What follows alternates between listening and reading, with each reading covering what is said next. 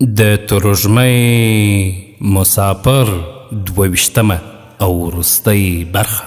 روان په تورو شپو کې مسافر د تروږمۍ، روان په تورو شپو کې مسافر د تروږمۍ، همدا د غرناطې د لور سپېڅلې قربانۍ وې، همدا د غرناطې د لور سپېڅلې. د تروژمۍ مسافر داستان درنو او قدرمن اوریدونکو، په دې هیله چې ټول به جوړ او روغ یاست. الله رب العزت مو خوشحاله لره. زه محسن احسان مې یو ځل بیا د تروژمۍ مسافر د داستان د آخري خپرونې کوربتوب کوم، په دې هیله چې ټول داستان مو په مینه او محبت راسره اوریدلی وي او دا خپرونه هم په مینه راسره واورئ. درنو او قدرمن اوریدونکو، په تېر برخه کې مو واورېدل چې هغه وویل ځکه خو هغوی شاته تګ غوره کړ د چې نور څه وسول دا به په نن خپرونه کې واورو. بیا د 2 پیړیو له سیاسي، پوځي، ذهني او اخلاقي شاتګ وروسته غرناطه زموږ وروستی مورچل او د دفاع او پناه ځای شو. خو د ماضي تیارو موږ دلته هم پرېښودو. موږ خپل پروردګار ته دا شکایت نشو کولی په دې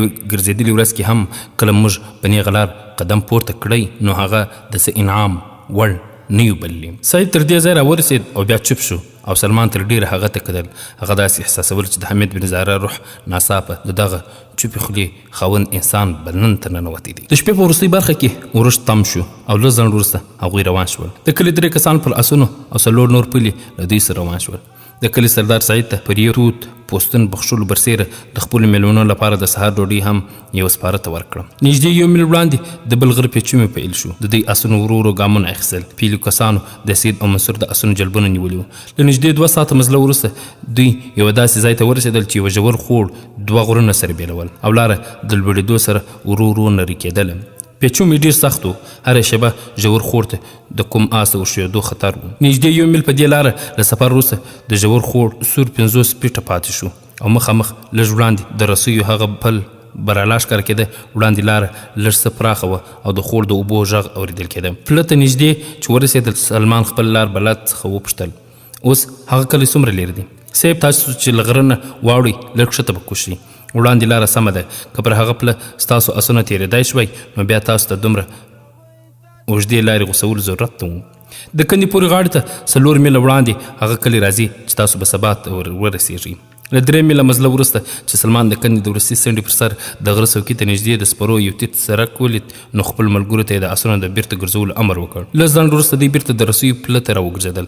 سلمان له آس څخه پلی شو وویل سعیده ته آس دلته پرېږده پر پله پورې وځم. ما د غره څوکۍ ته نږدې 2 سپاره ولیدل. که هغوی دې خوا ته راغلل نو ډېر ژر به راته معلومه شي چې هغوی څوک دي او څه غواړي. په هر صورت تر څو زه غږ در ونه کړم تاسو هلته چوپ او غلي اوسېدل ضروري دی. عثمانه ته هم له دوی سره لاړ شه. البتکې ښایي په ژوند کې لومړی او وروستي ځل لپاره تا ته هم دا امر کوم. سعید د پله په لوري ورغی وویل نتکې راځه. د غرناطې لور د بېوسۍ په حالت کې سلمان ته وکتل او منصور یې تر لاس ونیوه او په هغو پسې روانه شوه. څو شېبې وروسته سمعیه او عثمان هم په هغه پسې پر پله تېرېدل. د شاته کلي یو ځوان سلمان ته ورنږدې شو وویل صیب د کندې پورې غاړې د هغه کمره نه لږ وړاندې یو غار دی. که ستاسو اجازه وي ستاسو ملګري به هلته ورسوم. څومره لرې دی؟ سلمان زر وپوښتل. ځوان وړاندې یو لوړ اوږې ته اشاره وکړه. ځواب یې ورکړ صیب هغه ګړنګ ته بلکل نږدې د ګڼو بوټو په سبب یې له دې ځایه تا ته لاره نه ښکاري. ستا ملګري چې هلته غلي شي دښمن به یې ونه ویني. سلمان وویل ډېر ښه ته هغوی زر هلته بوځه او بیرته دلته د راتلو پر ځای کلي ته احوال ورسوم. انشاءالله موږ به 2 ساعته د دښمن پام خپل لوري ته راواړو. پر سړي ټینګار وکړه چې له سمیس څخه د راوتلو هڅه ونه کړي.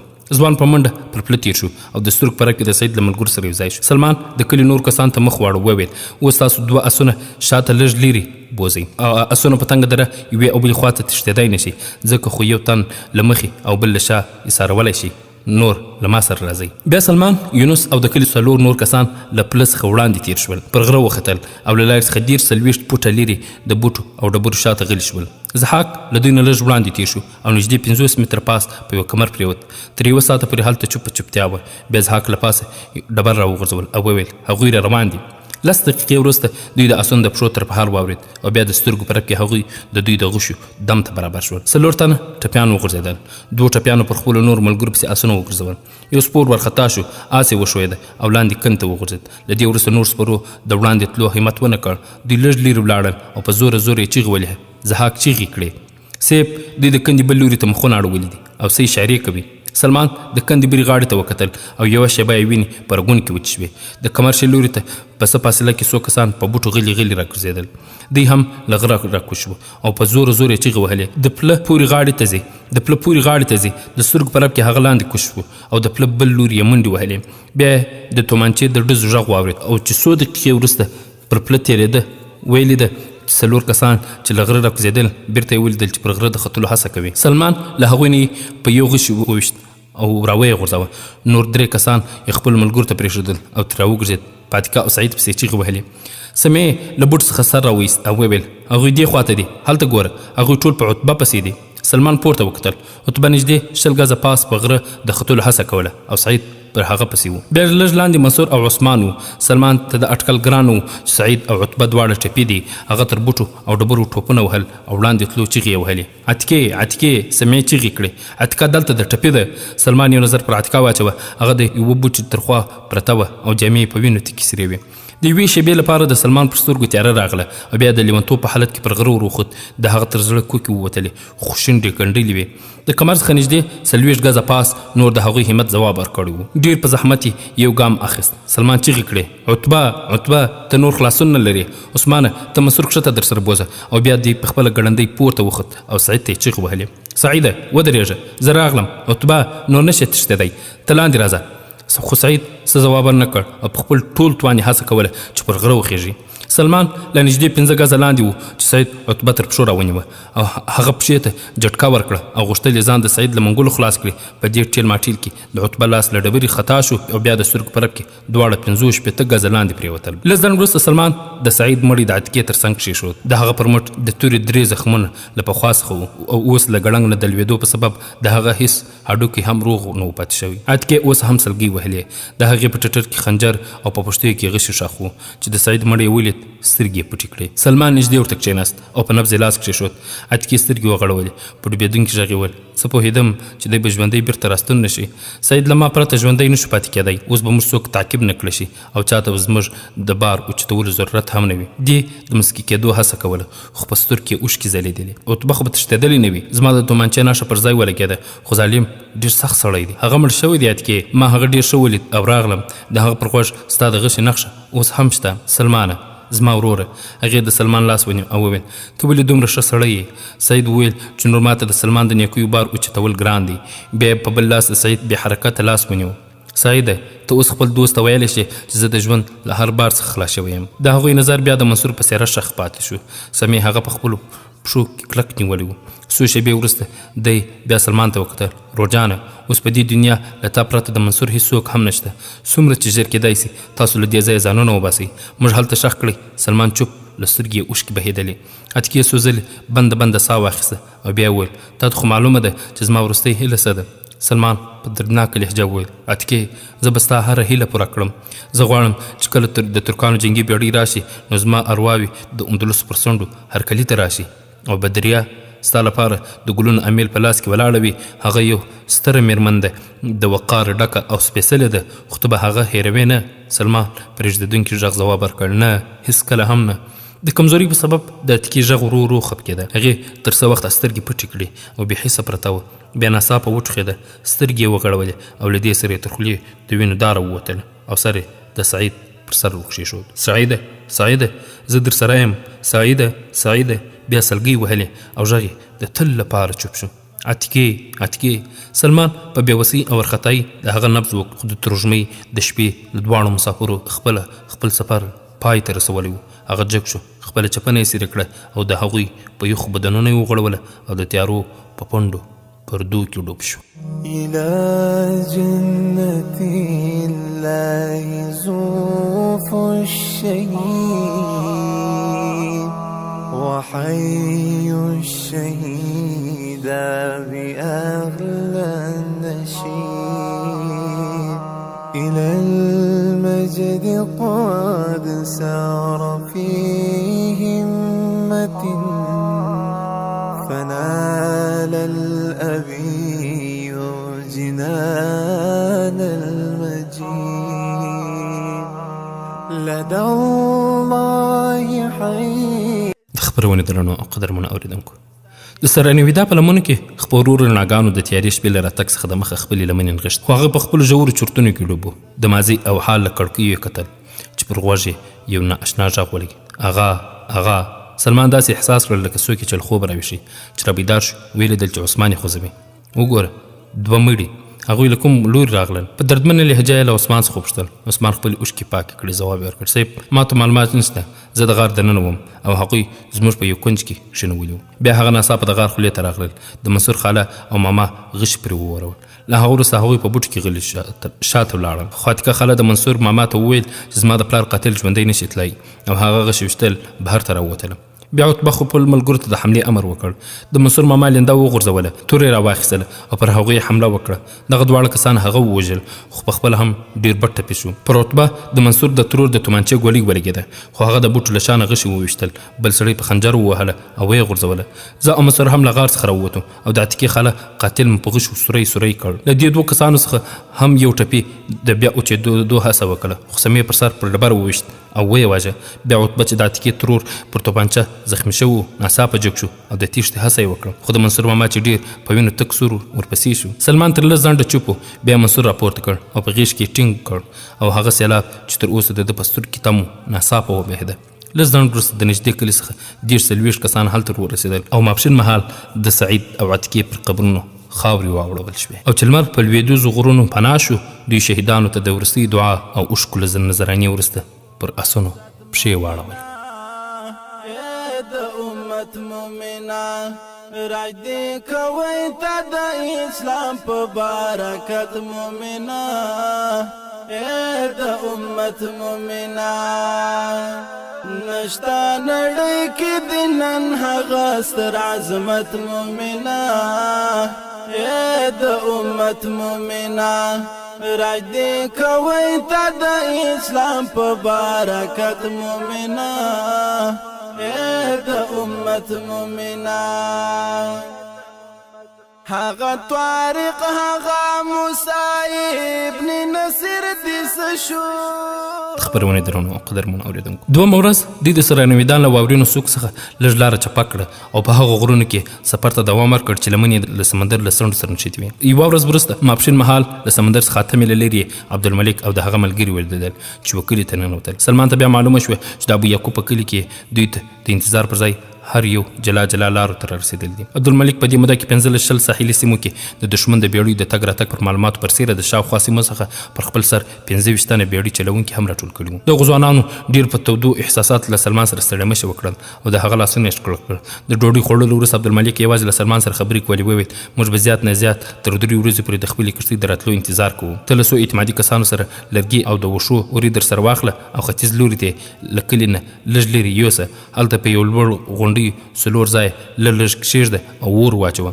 لومړی اور د شپې د لومړۍ برخې د تېرېدو وروسته بیرته باید مړ شي، دوهم باید د 2مې برخې او دریم د 3مې او 4م د شپې د وروستۍ برخې په پای کې باید مړ شي. 2مه شپه باید د اور بلولو او مړ کولو ترکیب بدل شي، خو دغه اور باید په داسې برخه کې نه وي چې د سمندر له څنډې څخه ولیدل شي. انشاءالله 3مه شپه که موسم خراب نه او یا بل څه سبب نه نو د 1مې شپې او وروستۍ برخې ترمنځ به زموږ کښتۍ څنډې ته راورسېږي. دغه ټوله هفته به زموږ 2 کښتۍ په سمندر کې ګزمې کوي. عثمان په منډه راغی او وویل صاحب له جمیل سره 2 تنه نور سپاره را روان دي.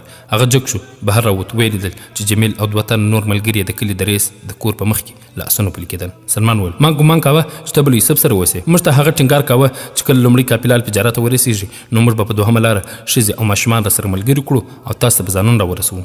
اوس 15 تنه ښځې 11 ماشومان او 9 کسه نور هم په موږ پسې را روان دي. ولې در سره رانغی؟ نه، هغه به خپل مور او پلار او نور دوستان په بله قافله کې الفجاره ته له رسولو وروسته پرېکړه کوي. هوکې د یوسف مېرمن را سره راغلې ده. سلمان وپوښتل هغوی به څه وخت راورسېږي؟ صاحب انشاءالله بله ورځ تر سهاره به راورسېږي. موږ وویرېدو چې ستاسو کښتۍ زموږ د رسېدو څخه د مخه ولاړه نه شي، ځکه خو ستاسو د خبرولو لپاره ګړندي راغلو. سلمان وویل اوس د هغوی دلته راتلو ته ضرورت نشته، ته هم دا اوس بیرته لاړ شه.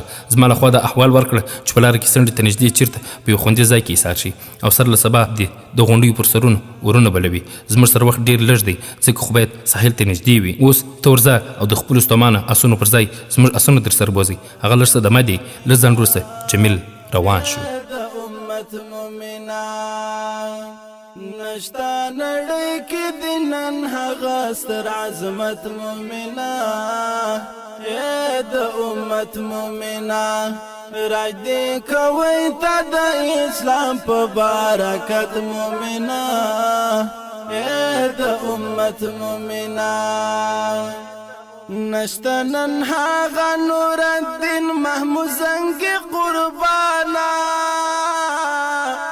نن هم پکار دی والقدس ته ایوب قربانا بیرته ستنېدل. خبرونه درنو او قدرمون اوریدونکو درېمه ورځ نیمه شپه یوه جنګي بېړۍ له ساحل څخه لږ لرې لنګر غورځولې ولاړه وه او یو وړوکې کښتۍ د سلمان دوی د راوصول لپاره څنډې ته وخوځېده. یو ساعت وروسته د کښتۍ افسرانو او ماڼوګانو د خوشحالۍ په ناره د خپل کپتان او د هغه د ملګرو د راتګ هرکلی کوه. سلمان تر لږ ځنډه په چوپه خوله خپلو سرښندیانو ته کتل او دغه چوپتیا هغه وخت ماته شوه چې د مرستیال وپوښتل صیب تاسو له غناطي څخه څه خبر راوړی دی؟ سلمان له زړه یوه سړکه اوچاته شوه او د خبرو د موضوع د بدلولو لپاره یې منصور ته اشاره وکړه. وویل زما دوستانو زه چې تاسو ته کوم مهم خبر اورول غواړم دا دی چې ماته د کوم لوی شخصیت غناطي ته د رسولو امر شوی و د هغه لمسی له تاسو څخه د کښتۍ چلولو د زده کولو په اراده راغلی دی. زه هیله کوم چې دی به تاسو نه ناامیده کړي او دغه عزتمن کسان چې تاسو یې له ما سره وینئ د غناطي د ولس لخوا د سمندري قواو امیر ته کوم مهم پیغام وړي. د غناطي یوه بله وړوکې قافله چې څو عزتمنې ښځې او ماشومان پکې شامل دي له دې ځایه 100 میله لرې زموږ انتظار کوي. زه دا غواړم چې د کښتۍ یوه برخه ښځو او ماشومانو ته ځانګړې شي او نوره برخه نور میلمنو ته او د دوی د استراحت او آرام هم پوره خیال وساتئ. زه پوهیږم چې تاسو به د غناطي د وضع په اړه زیات ناقرار وئ خو ستومانه مسافر په کښتۍ کې چې سپاره شي آرام ته اړتیا لري. اوس چې تاسو له دوی څخه څه وپوښتئ نو د اوښکو پرته به څه ځواب وانورئ او ښایي زما وضع هم له دوی څخه بدله نه وي. اوس زه د تاریخ د یوې ډېرې سترې غمیزې ټول تفصیلات نشم اورولی یوازې دومره ویلی شم چې غناطه دښمن ونیوه. سلمان چې دا وویل غږ یې کښېنست او د هغه د ملګرو د عزم او ارادې خاوند لاشو ته کتل چا د نورو څه پوښتلو جرأت ونه کړ.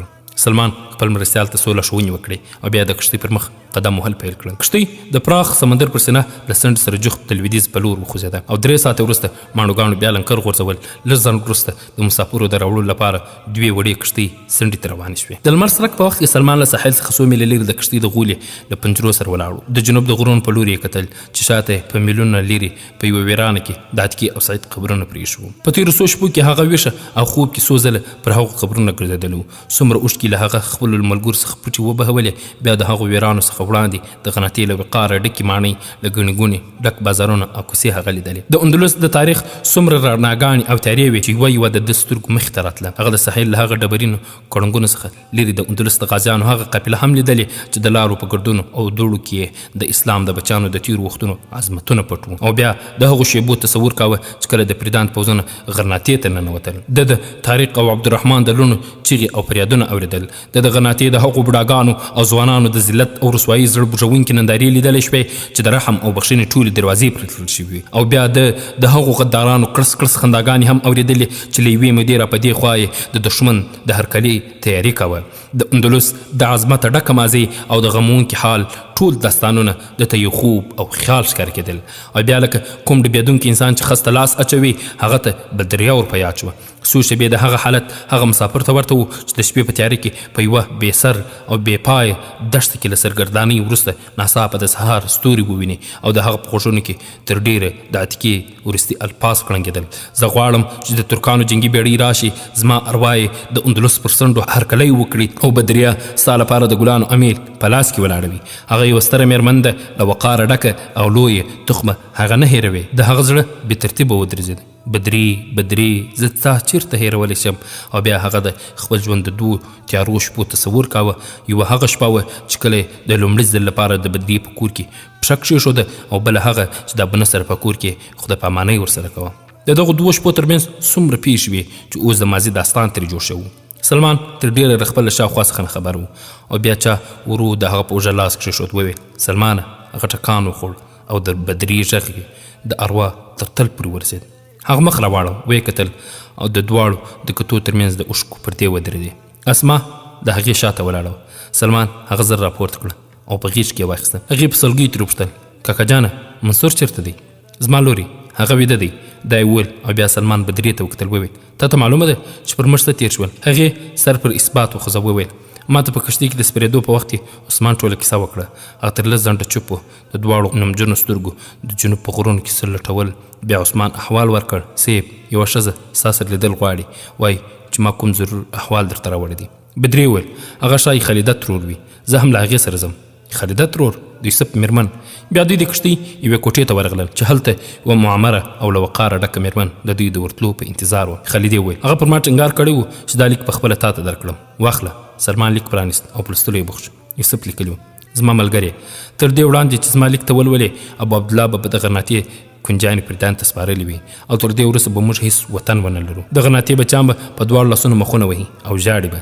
د دین عالمان به خپلې سپینې ژیرې په اوښکو لمدي او د اندلس نړۍ به خپل د سر ویښتان شکوي. ما لیدلي دي چې کله توپان راځي مارغان ناڅاپه چوپ شي. همدغه حالت نن د غرناطې د ولس دی. نن هغه خلک هم ګونګ او چوپ ولیدل چې د سنټاپي لارې په پرانیستلو د خوښۍ نارې وهلې. نن د غرناطې هر سړی له خپل څخه همدا پوښتي چې اوس به څه کېږي. زه هم له دې وروستۍ قافلې سره وځم. هغه زړه بوژونکي منظر به ونه لیدای شم چې په تصور یې ما اروا ولړزېږي. ما ته معلومه نه وه چې کوم خلک له ما سره درومي هغوی به په خپل هدف کې څومره کامیاب شي. خو یوه خبر معلومه ده چې ژر یا وروسته د هغوی بیرته راګرځېدل هېڅ فرق نه کوي. او که ته دلته له رارسېدو سره سم بیرته ستون شوی وای هم هېڅ فرق به نه وای راغلی. اوس غرناطه زموږ له لاسه وتلې ده او له دې وروسته زموږ ټولې هیلې په غرنیو جنګیالیو قبایلو پورې تړل دي. ځکه خو زه ستاسو ملګرو ته دا پیغام رسول ضروري بولم چې تر څو وخته بیا یو ځل وانه او قبایل منظم نشي او په ټولنیز پاڅون او مبارزه لاس پورې نه کړي تر هغه وخته دوی هم هلته له تاسو سره پاتې شي. زما دوست پر موږ یو داسې وخت هم راتلونکی دی چې د اندلس د مجبور او ځپل شوي مسلمانانو لپاره د هجرت څخه پرته بله لار نه وي. په هغه صورت کې به موږ ته د هجرت لارې خلاصې وي او دا به هم ستا یو لوی کارنامه وي. سمدستي زه اندلس نشم پرېښودی ځکه خو مراکش ته زما د میرمن د رسولو بندوبست وکړئ. هلته د هغې خپلوان شته. پاتې نور خلک به هم په مراکش او یا الجزایر کې خپل خپلوان پیدا کړي. د زمانې په طوفانونو کې موږ ته کله ناکله دا هم په فکر کې نه راځي چې د ژوند څومره راحتونه چې زموږ د وخت د بې رحمه لاسونو څخه اخیستل شي. زما دوسته له ولید سره تر لیدو وروسته زه حیران شوم چې تا به درې په غرناطه کې پرېښي او لاړې. آیا ما ته د دې ویلو ضرورت و چې د راتلونکي سیلیو سره د مقابلې لپاره تاسو یو د بل د تکیې اړتیا لرئ؟ یوسف. سلمان لیک ولوست. بیا یې بدرې ته په لاس کې ورکړ. څو شېبې د هغه په مخ کې سرې او سپینې څپې راوګرځېدې او بیا یې په سترګو کې اوښکې راغلې. د تروژمي مسافر د داستان پای. د فکري جوړښت درنو او قدرمنو اورېدونکو، په دې هیله چې دا داستان به مو ټول په مینه او محبت را سره اورېدلی وي. دا د مسلمانانو د هغه 800 کلن خلافت وروستنی ښار غرناطه وه چې د مسلمانانو له لاسه ووتل. له هغه وخته د مسلمانانو برم، دبدبه، عزت له خاور سره خاورې شو. الله عز وجل دې موږ ته یو بل داسې ستر نومیالی امیر او مشر راولېږي چې موږ یو ځل بیا په نړۍ کې خپل رعب، دبدبه، هیبت را ژوندی کړو. الله امین. د فکري جوړښت درنو ګډونوالو، د تروژمي مسافر داستان ما محسن احسان چمتو او تاسو ته وړاندې کړی. در بیا چې تاسو په دران حضور کې د یو بل نوي داستان سره حاضرېږو. تاسو ټول په لوی الله جل جلاله سپارو او زه مریض یم. تاسو په خپلو نیکو دعاګانو کې تل یاد ساتئ. السلام علیکم ورحمت الله وبرکاته. د یوې خور د مظلومیت کړي کناره در یاد کړه. د صلیب توغ چې شو نسکور ها عمر یې در یاد کړه. ستا باسي خلافات و غیرت خلافات و دا علومو دور هغه علمي خلافات تل و کامیاب عباسیان و د نړۍ اتلان. خو چې مغول شو غالب دا د چنګیز پلویان شولو ټوټه د